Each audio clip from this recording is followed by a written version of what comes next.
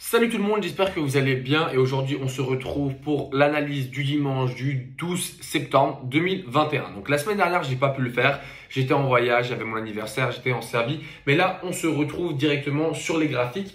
Donc il y a différents types de paires, on va avoir 7 paires, donc EURUSD, USD-CHF, AUD-CAD, CAD-CHF, GBP-USD, EURO-AUD et NSD-USD. Alors on va commencer avec la première paire au niveau de EURO-USD.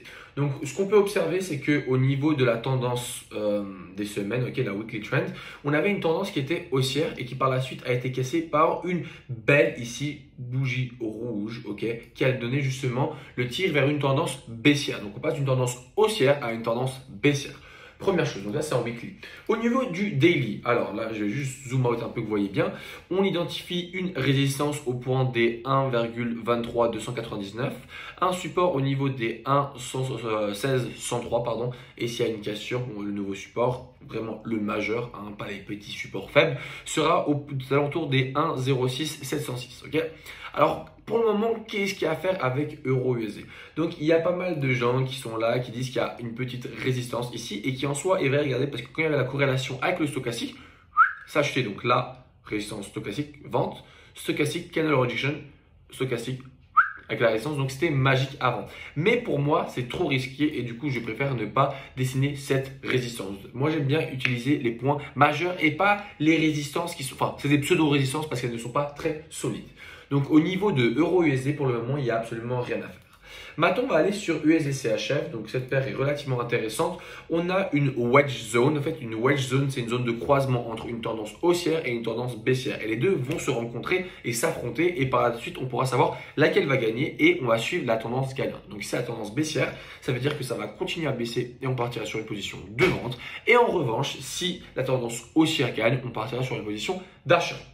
Alors, on peut voir ici la tendance haussière, la tendance baissière, pardon, et la tendance haussière en weekly.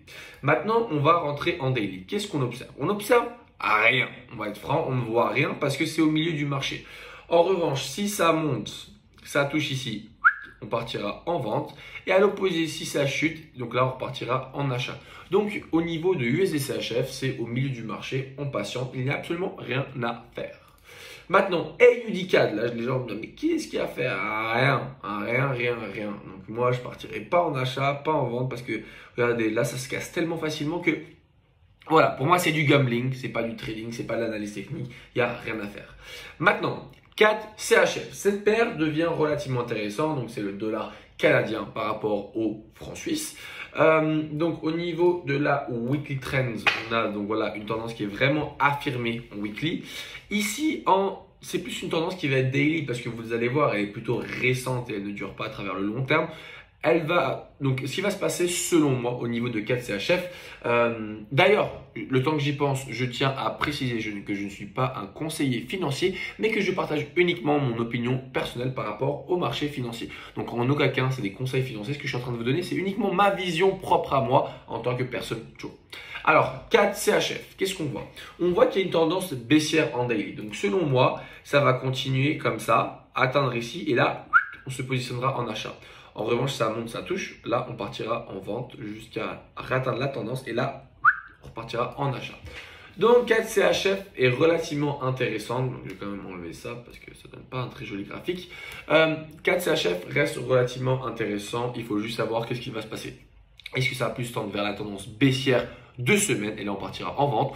Ou est-ce qu'on partira plus sur la tendance, ça va continuer à chuter et atteindre la tendance en semaine, la weekly trend. Et là, on partira directement en achat. GBP-USD, rien à faire, on avait une tendance haussière qui a été cassée, qui a même été retestée. Ici, vous pouvez voir. En fait, comment on identifie que la tendance était bien? Regardez même quand ça reteste, bam, ça chute. Ça reteste, bam, ça chute. Là, si ça remonte, ça devrait retester et bam, ça devrait chuter. On est sûr que la tendance est un point clé, Donc, GBP-USD, comme vous pouvez le voir, il n'y a rien à faire. Euro-AUD, alors j'ai reçu des messages, Joe, c'est intéressant, ici on peut vendre, nanani, nanana. Non. Faites rien, c'est trop risqué. Regardez comment ça se casse trop facilement. Cette résistance, oui, dans le passé, c'était un peu plus solide, mais là, regardez, ça s'est un peu cassé. Là, ça casse, ça repart, ça casse.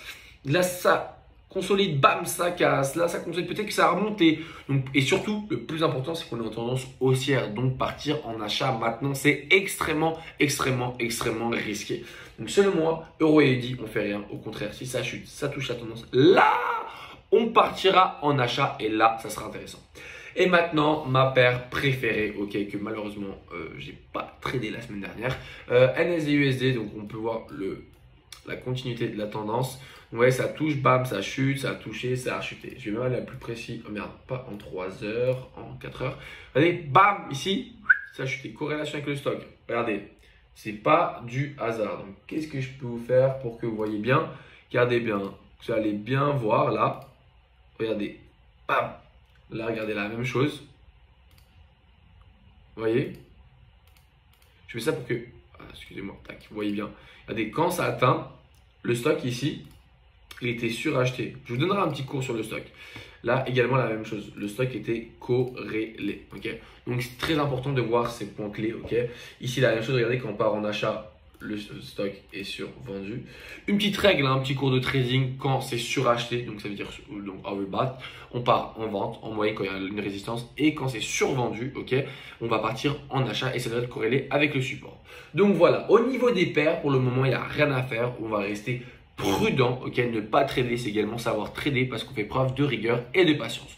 Du coup, voilà, j'espère que vous avez aimé cette petite session d'analyse technique du 12 septembre 2021 et je vous dis à la semaine prochaine.